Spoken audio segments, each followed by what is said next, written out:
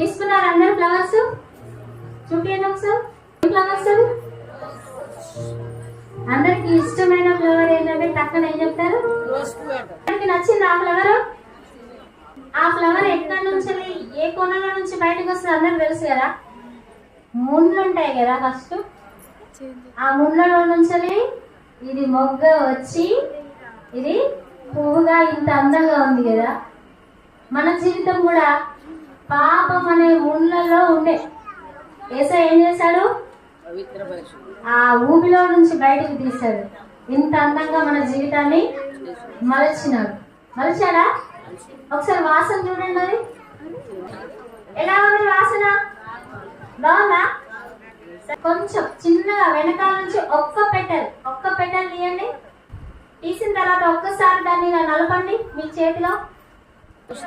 First వాసన వచ్చింది కదా, మరి ఇప్పుడు నలిపిన తర్వాత ఎక్కువ వస్తుంది.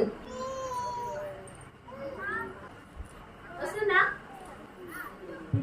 ఇలా ఎవరైతే నలగొట్టబడుతున్నారో, అది సమస్యలే కావచ్చు, ఏ పరిస్థితులైనా కావచ్చు, దేవుని కొరకు ఎవరైతే ఎక్కువగా నలగొట్టబడతారో వాళ్ళు సువాసనగా మార్చబడతారు.